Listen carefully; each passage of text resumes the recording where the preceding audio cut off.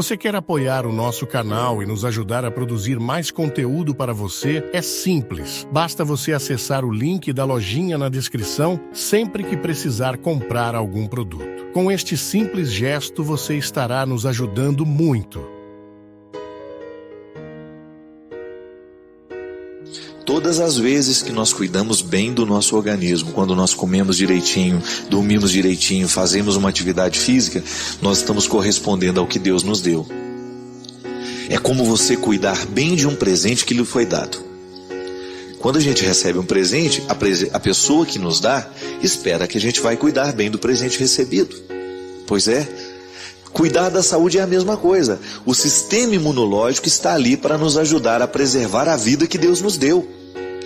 Tudo aquilo que melhora a imunidade, alimentação correta, descanso correto, falta de preocupações excessivas, descanso na hora certa, uma atividade física, atividades culturais que descansam, que relaxam, que distraem, tudo isso melhora o sistema imunológico. Amar e ser amado, né?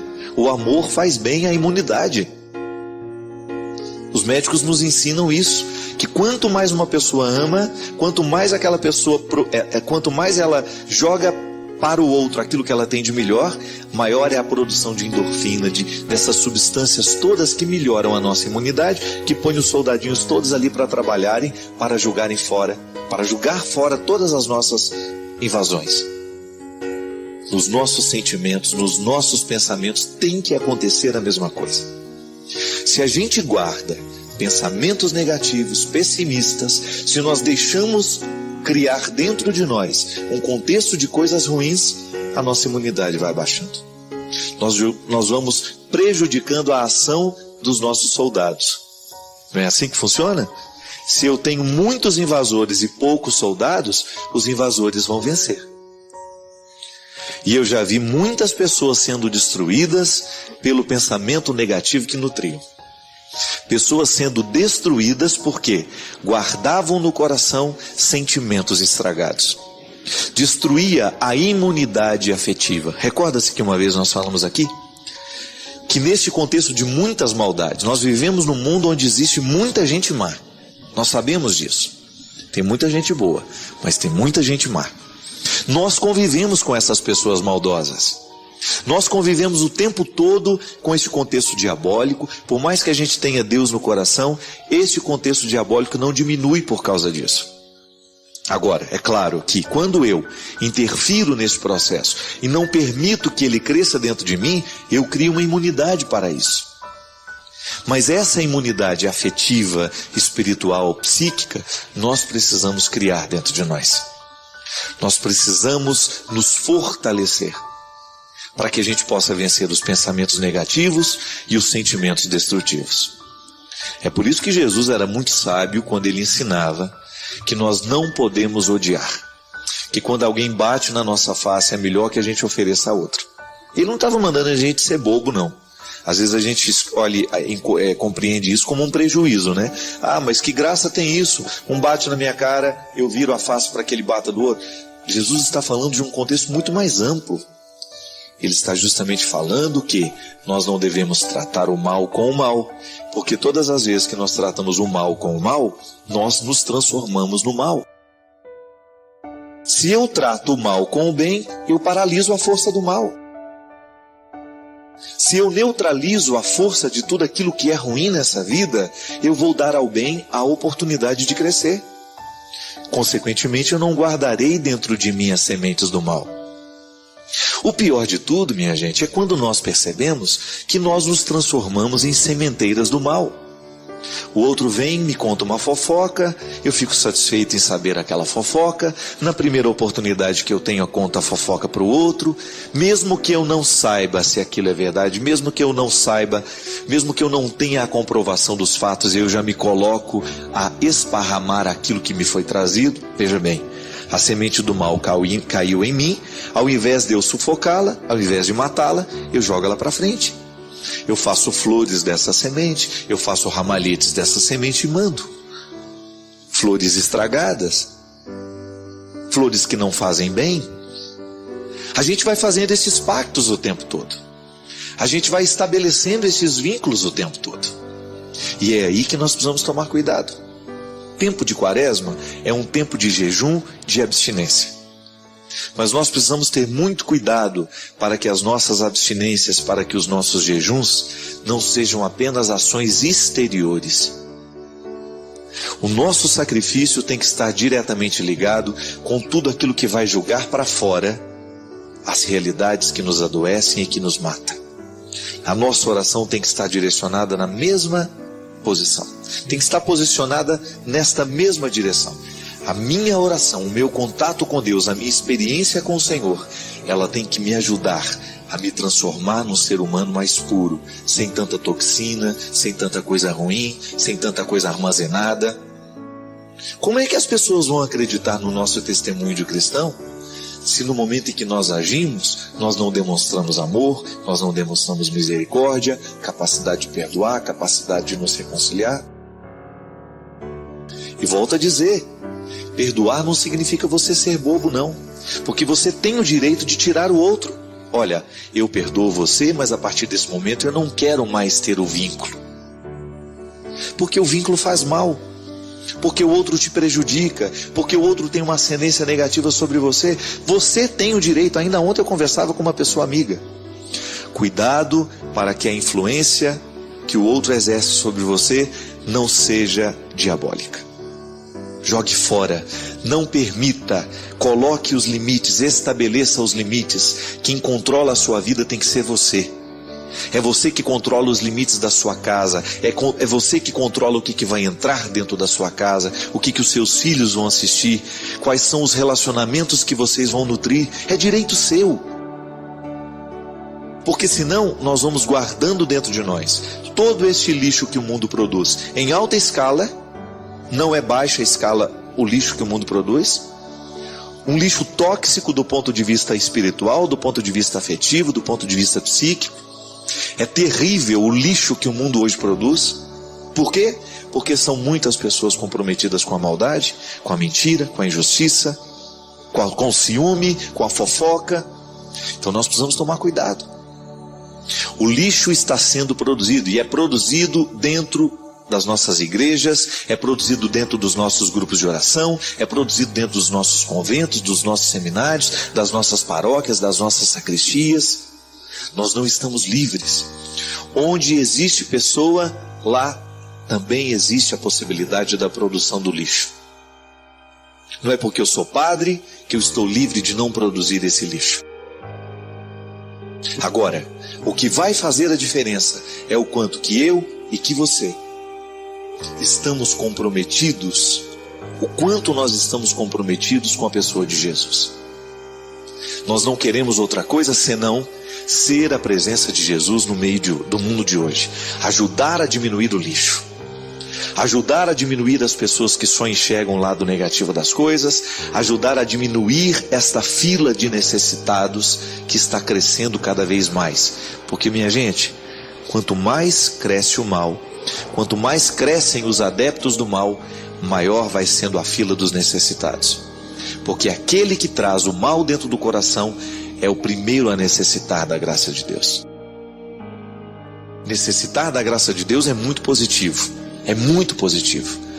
Mas quando a gente necessita, mas não está aberto para essa necessidade, nós vamos engrossando a fila dos necessitados que não conhecem, que não são capazes de reconhecerem dentro do coração que só Deus pode nos ajudar a diminuir essa produção de lixo.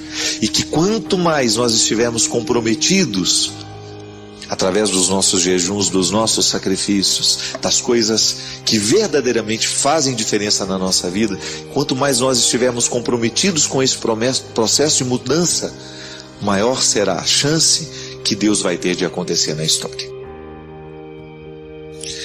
Eu convido você a viver esse desafio de diminuir essa produção de lixo que você faz, que eu faço.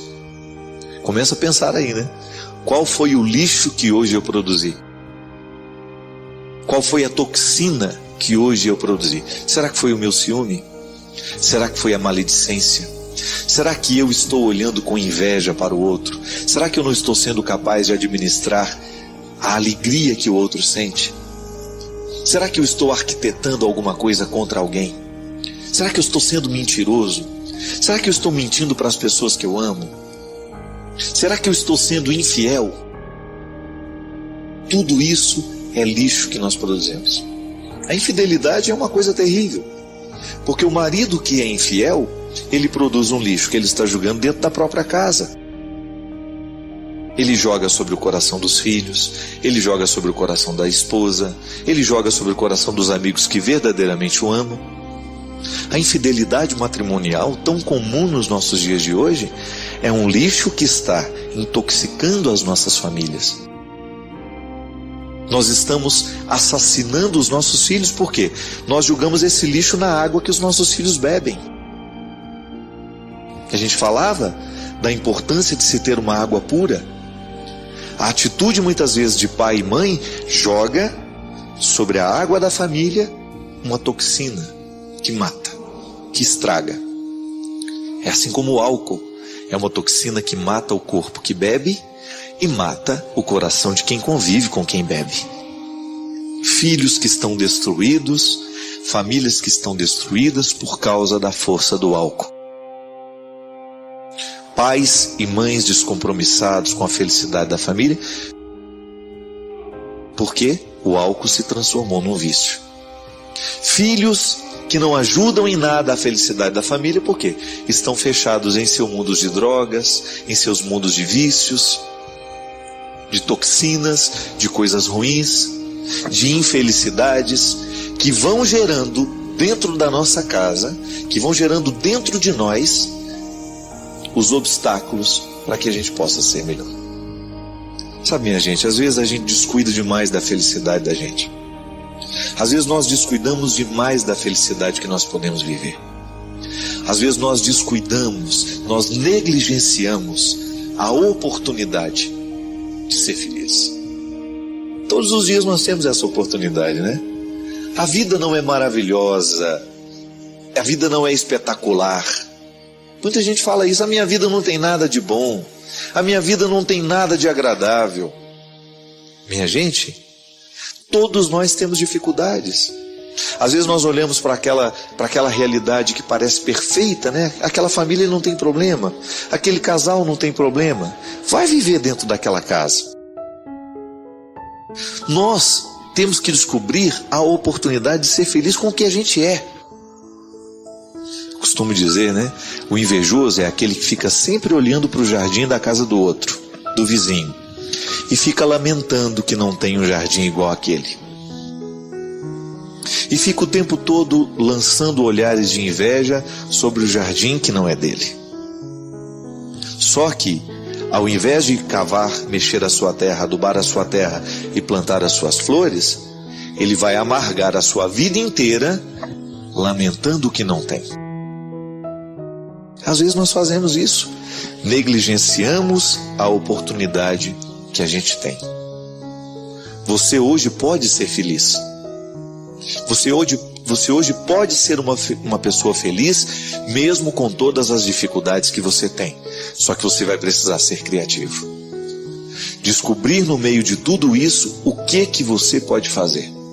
E às vezes, minha gente, o primeiro passo para que essa felicidade seja possível é a gente jogar fora, purificar, filtrar da nossa água todos os lixos que nós estamos guardando e produzindo.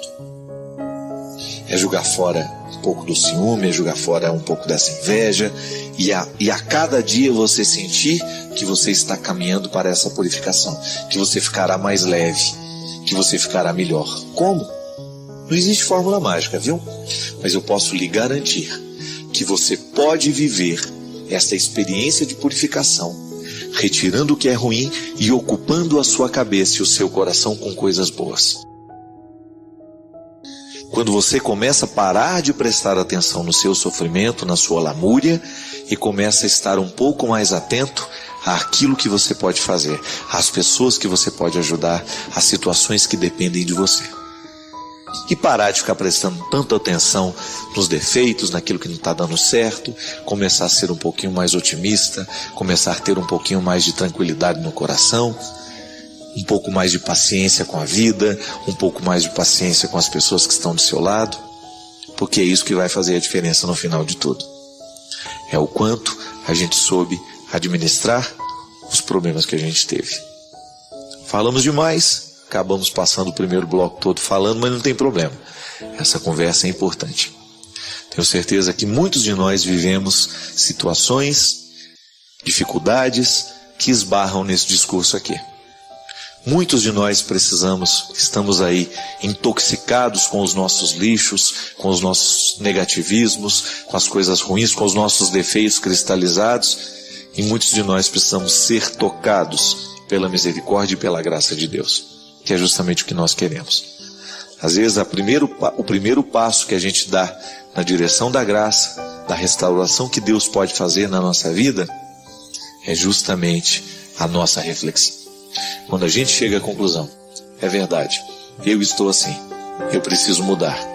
E quando a gente reconhece que errou, a gente já começou a acertar. Quando nos deparamos com a condição da existência humana, invariavelmente nos perguntamos o porquê do sofrimento. Por que de sermos assolados por tantos conflitos, desastres, problemas? A mídia atualmente explora esse lado obscuro da existência. Desastres naturais, guerras, terrorismo, famílias desfeitas, gente morrendo pela fome, pessoas tentando sobreviver em condições totalmente indignas, pessoas em estado de profunda depressão, outros se refugiando em estados de aparente euforia. Diante desse quadro trágico da vida humana, alguns buscarão respostas, outros apenas se conformarão. Os mais céticos dirão que as coisas são assim mesmo, devido ao egoísmo humano, acrescentando que o sofrimento é a maior prova de que Deus não existe, de que Deus não é bom, pois se Deus existisse, Ele não permitiria o sofrimento. Padre Fábio, qual o significado do sofrimento nas nossas vidas? Deus nos abençoe, um grande abraço. José Marcos, o sofrimento ele nasce, primeiramente a gente precisa fazer uma distinção, né? Quando a gente fala de sofrimento, nós estamos falando de um limite. Eu posso viver esse limite na minha carne, quando eu corto o dedo, eu sinto dor. O sofrimento é físico. Quando eu quebro um osso, quando eu me corto, quando eu me machuco, eu vivo a experiência do sofrimento físico. Quando você está doente, quando a gente tem febre, né? Nós vivemos o desconforto do corpo.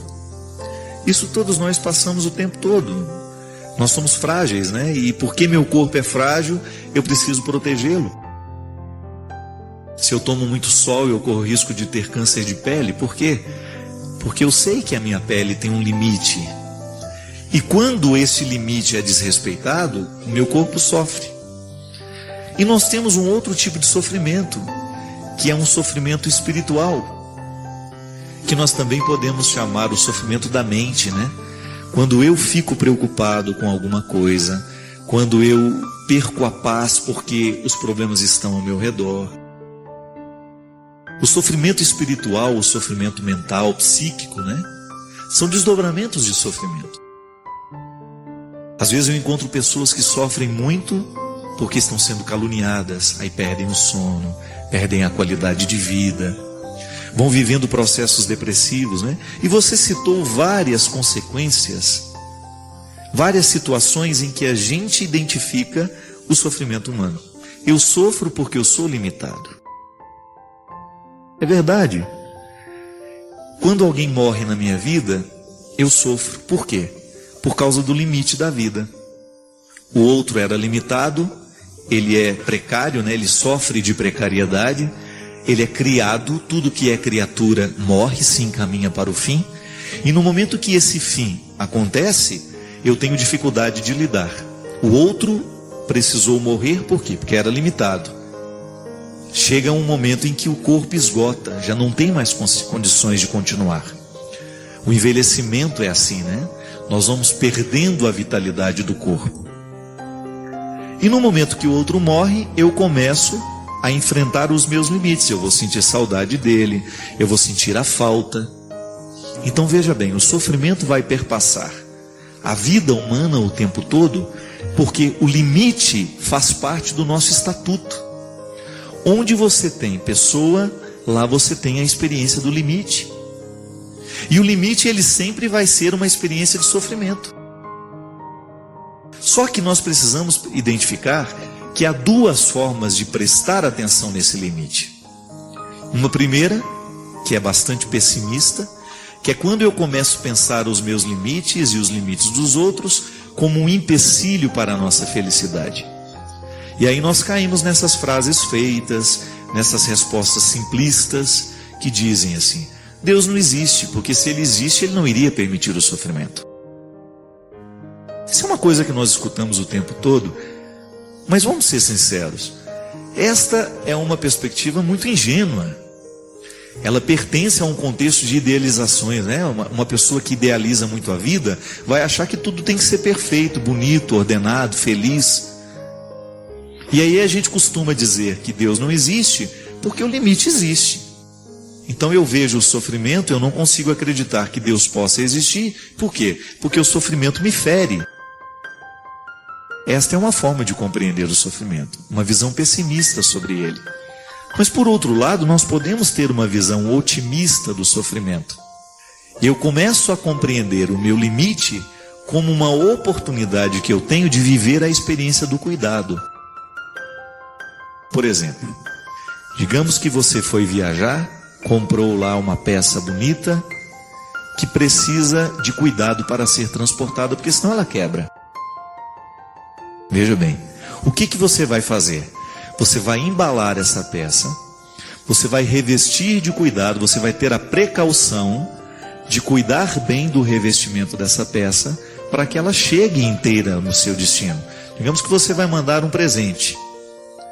Então você sabe que o presente que você está enviando é frágil, você não quer que se quebre no meio do caminho.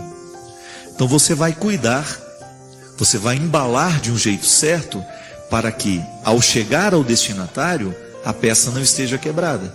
A peça quebra, isso é limite. Ela não é inquebrável.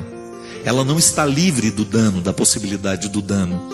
Mas eu então vou fazer com que eu revista essa situação de cuidado para que ela possa perdurar. E aí nós temos a dimensão positiva do sofrimento. Quando o sofrimento nos aponta para um cuidado que nós precisamos tomar. Este cuidado ele pode ser físico, ele pode ser psíquico, ele pode ser mental. Como? Digamos que o meu corpo, eu senti uma dor no meu ombro. O meu corpo está avisando que alguma coisa não está bem. Então o que eu vou fazer? Eu vou procurar um médico para saber o que há de errado com o meu ombro. É uma forma de cuidado. A dor é um sinal positivo. É o corpo mandando um recado. É por isso que eu tenho pavor de gente que sente dor e não vai ao médico. A minha mãe perdeu uma vista por causa dessa história. Toda vez que ela me encontra, é engraçado, estou sentindo um incômodo nesse olho. Aí eu falava, mãe, a senhora tem que ir ao oculista. Passava um mês, encontrava a dona Ana, ela de novo. Fazia assim. Engraçado, não estou tá embaçado esse lado de cá. Aí eu falei para ela, mãe, eu não sou oculista, não adianta a senhora falar para mim. Aí teve um dia que teve uma dor terrível, teve um estado nervoso lá, a confusão que acontece dentro de casa, né? Teve uma dor terrível naquele olho, quando foi para o médico já não podia fazer mais nada. Tinha sofrido um glaucoma. Então veja bem, o olho da dona Ana começou a dar sintomas. Começou a indicar que alguma coisa não estava bem, começou a sofrer. Ela não observou, não cuidou, ficou cega de um olho. A vida é assim. Então muitas vezes a dor sinaliza, este sofrimento físico sinaliza para um cuidado que nós precisamos tomar. Vamos falar de um sofrimento mental. Você começa a ficar incomodado com alguma coisa que você está pensando. Então você está perdendo o sono por causa daquilo. Oh meu Deus. E toda hora que você vai dormir, você fica pensando naquilo. Se você não toma uma decisão diante daquilo que incomoda a sua mente, não adianta sofrer, o sofrimento vai ser em vão. Agora, se você toma uma posição, então digamos que o que está me incomodando é uma situação prática. Eu estou vendo meu filho fazer isso não está me agradando, ou estou vendo aquela pessoa fazer isso, não está me agradando. Eu vou lá e tento resolver, ou estou sendo caluniado, eu vou lá e eu tento resolver a calúnia, eu tento esclarecer as coisas e você volta a dormir direito. Pronto. O sofrimento que estava lhe incomodando, você o interpretou de maneira positiva, fez alguma coisa em torno daquilo e resolveu a situação. Um sofrimento psíquico, por exemplo. Então, de repente, você está sentindo ciúmes. Você está com um ciúme desordenado do seu namorado, da sua namorada, e ao sentir esse ciúme, você acaba ficando agressivo. É um sintoma de alguma coisa que está errado com você. Se você não pega esse sofrimento e o interpreta de maneira positiva, compreendendo que ele sinaliza para algum limite que você tem e que você precisa superar, você vai sofrer em vão. E assim é, minha gente. Por que a fome prevalece no mundo? Porque falta solidariedade. Falta gente que faça alguma coisa, que tome decisões. Por que a injustiça prevalece? Nós vimos essa semana, né? É lamentável quando nós ligamos os nossos noticiários para ver o que acontece no Brasil, e a gente percebe que o nosso país está nas mãos de pessoas irresponsáveis. Foi lamentável ver aquela cena daqueles deputados, daqueles assessores todos, recebendo um dinheiro que não é deles, né? Eu não estou fazendo julgamento de uma situação, eu já estou dizendo daquilo que foi comprovado.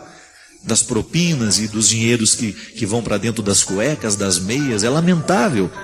Agora veja bem, somos nós que colocamos essas pessoas no poder. Somos nós que delegamos a ela o poder de administrar os nossos estados, o nosso país, as nossas cidades. Se a gente tem um prefeito corrupto, fomos nós que elegemos esse prefeito. Aristóteles já dizia que a política é uma das expressões mais perfeitas da bondade. Mas a verdadeira política, né? Que é do homem de bem que administra o que é público, para que aquilo que está sendo administrado possa diminuir o sofrimento dos administrados, né? O dinheiro administrado diminui o sofrimento daqueles que contribuíram, que são administrados por aqueles que foram eleitos. Então, muitos sofrimentos que estão no mundo, muitos não, né? Todos, né? De alguma maneira foram causados por mãos humanas. Por isso que é muito injusto a gente dizer que Deus não existe porque a gente sofre. Deus existe. Agora, o sofrimento é uma consequência das nossas escolhas erradas. Você mesmo hoje, você viveu, você saiu para trabalhar e você fez escolhas. Você alimentou sofrimentos seus ou dos outros. Muitas vezes a nossa postura humana, minha gente, eu vejo isso em mim. O quanto que às vezes eu imponho sofrimento aos outros, por causa do meu jeito de ser. É muito triste quando a gente percebe que o nosso jeito de ser faz sofrer o outro. Injusto isso, né? É por isso que a gente precisa ter muita consciência. Será que a minha ação, a minha palavra, o meu gesto fez sofrer ou aliviou? E se a gente não toma as decisões, se a gente não muda isso, isso vai se avolumando e o mundo vai ficando cada vez pior. É a ação pensada, refletida, consciente, que é capaz de transformar as estruturas do mundo. A igreja de Cristo presente no mundo é para isso. É para fazer pensar essas estruturas, é para fazer chegar até aqueles que não conhecem a nossa palavra, aquilo que nos tornou, aquilo que nos fundamentou em questões que nós consideramos importantes. É aquilo que nos transformou o coração, né? Porque todo cristão, de alguma maneira, já teve o toque do Espírito. De alguma maneira, já teve contato com o conteúdo da palavra de Jesus, que liberta, que transforma, que salva, que alivia os sofrimentos. É muito incoerente, né, a gente pensar que tantas injustiças estejam acontecendo em países que se dizem cristãos. É impossível admitir que se aprove leis como o aborto, por exemplo. É intrinsecamente mal. Matar alguém é intrinsecamente mal. Não tem desculpas para isso. Outro dia eu recebi um e-mail, não sei se é verdade. Dizem que uma mulher apareceu no consultório de um médico e disse para ele assim: doutor, eu estou apavorada, que eu estou com um filho de 9 meses e estou grávida de novo. E eu vim aqui que eu gostaria de fazer um aborto. E disse que o médico olhou para ela e disse: ótimo, sem problema, mas então vamos fazer o seguinte: ao invés de matar a criança que está no ventre, vamos matar o outro de 9 meses. Aí ela levou um susto, né? Como, doutor? O senhor está louco? Matar o meu filho? Aí ele olhou para ela e disse: minha filha, matar o que está no ventre é a mesma coisa, você vai matar um filho também. Choca, né? Choca quando nós olhamos nos olhos e falamos: então tá bom, não mate o que está no ventre, a gente mata o que está de fora. É apenas uma maneira de mostrar o absurdo que é o aborto. Minha gente, tudo isso vai tomando conta da nossa consciência, justamente porque falta passar por nós, falta tomar conta de nós, falta inundar o nosso coração e a nossa mente a mentalidade cristã, que com certeza é capaz de amenizar os sofrimentos do mundo. Porque quem tem Deus no coração vai pensar 2, 3, 4 vezes antes de fazer mal a alguém.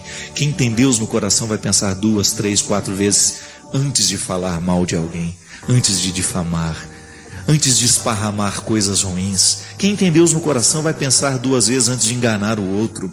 Então é esta experiência cristã que vai fazendo com que esse significado do sofrimento possa aparecer, mas não de maneira negativa, mas de maneira positiva.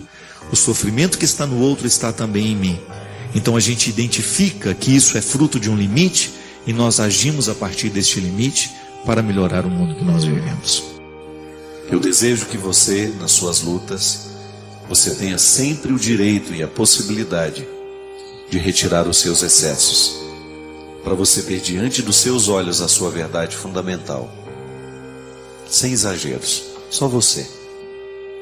E a partir disso, você reencontrar o caminho da vida. Obrigado pelo seu carinho, pela sua atenção, e que Deus abençoe muito você. Que Deus derrame sobre o seu coração, sobre a sua casa, sobre a sua vida, a disposição que caracterizou o coração de Nossa Senhora, para que, exemplo dela, a gente também possa ser um cristão de verdade, levando sempre Jesus no colo, para apresentá-lo àqueles que ainda não o conhecem.